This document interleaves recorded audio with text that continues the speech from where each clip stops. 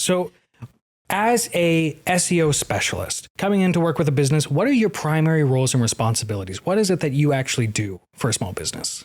Yeah, great question. So I would say the primary thing is tracking an ROI. So we want to make sure that when businesses come and invest with us, that they're actually getting a return on that investment. And so that starts with, first of all, figuring out what does the search volume look like? How many people are searching for your products and your services? We need to know what your profit margins are to make sure that if we bring you a certain amount of leads and you're able to close that certain amount of leads, that you're actually going to be profitable. Because we don't want to just take a business's money without them being able to profit off of it. So there's a lot of research that goes into, first of all, even just qualifying someone to work with us, because again, we want to make sure that this is going to be profitable for you. But then secondly, once you do come in, we have a whole team. We have about 10 people on our team where we just get to work right away on figuring out what are the keywords, the search terms that we want your business to be found for that are actually going to bring in buyers to your website. And then making sure that it's a great user experience, making sure that your website actually can convert those users into buyers. And that's whether you're a local business or a national brand. We need to make sure that when people land on your page that they're actually going to convert to buy whatever your products or services are. So that's kind of the initial first steps. And then we get to work on optimizing your site. And so a lot of that is optimizing things on the page so that it's talking to Google correctly, so that Google knows what we want the website to rank for. And then we do a lot of stuff off the website too. So we like to build authority is what we say, by building backlinks, which is just getting other high authority websites to link to yours. And just a whole slew of activities that make Google trust your website, so that when we're talking to Google correctly, telling Google what we want the website to rank for, and then sending all this trust to the website, Google starts to rank your website for those things. And it can happen really quickly. We've been able to rank some of our clients' websites in less than 30 days for some really high powered keywords. So it doesn't have to be a long game. A lot of times people will say, oh, SEO is a long game. And that is true. It is more of a long-term strategy than ads where you're paying for clicks right away. But we've been able to rank our clients' websites really quickly. And so it doesn't have to be this long game. You don't have to have an ROI years down the road. You can actually start seeing a return on the investment really quickly with our process. Interesting. So I want to take this back a step, because you got into a lot of stuff there. And I'm worried that there might be some poor old lady who runs a flower stand who really does not just get how things on, Google search engines work these days. Can you, for the common layman, break down what is SEO and how does that actually impact how a business operates? Yeah, great question. So that is a better place to start. You're right. Because it can get kind of overwhelming when we get into like the nitty gritty of how it works. But to simply break it down, SEO, search engine optimization, is just the process of optimizing your website for search engines. So what that means is getting Google to recognize what are the things that your website should be showing up for in search results. So that way, when people are searching for things around your products and services, whether it's questions about it, or they're just looking for your service, or they're looking for your product, you're being found above your competitors on Google. And so this is more than just saying the part of my website that people are going to be directed to. It's more than just a catchy title. There's actually mechanics going on in the websites themselves that are actually drawing people in. Right. Yeah. Yeah, and there's quite a bit, which is why we do offer a mentorship program where we teach people how to implement SEO themselves. But we always recommend, especially for serious business owners, that they just hire an agency like us to do SEO for them, because it can get really technical. There can be a lot to it.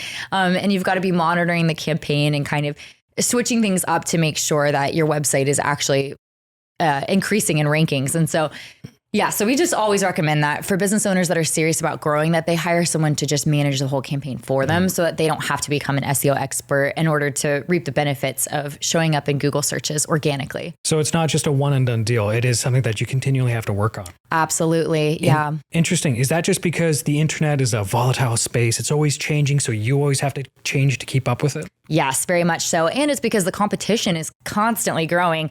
In the US alone, I want to say it's like 40 million new businesses every year that are entering the marketplace. And so most of those businesses are turning to online strategies to get found. And for a lot of the businesses that have been around for a long time, more and more are coming online that maybe traditionally weren't online. So the online space is just getting more and more crowded every day as time goes on. More and more businesses are trying to be heard and trying to be seen online. So yeah, it's definitely something that is a process if you want to stand above the competition and be heard above all that noise online. All right. Now, we've talked about SEO, but SEO is a part of digital content or digital marketing, I should say. That's correct. Yeah. Right. So when we're talking about digital marketing, is that just, I guess, optimizing website for SEO, but then it's like Facebook and YouTube ads? Is that kind of digital marketing as a whole?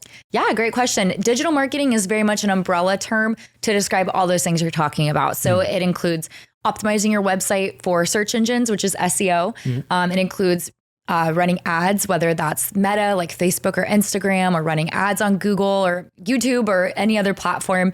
That includes email marketing. Digital marketing also includes Pinterest marketing, which is SEO. Amazon, you can do SEO to show up higher in Amazon searches.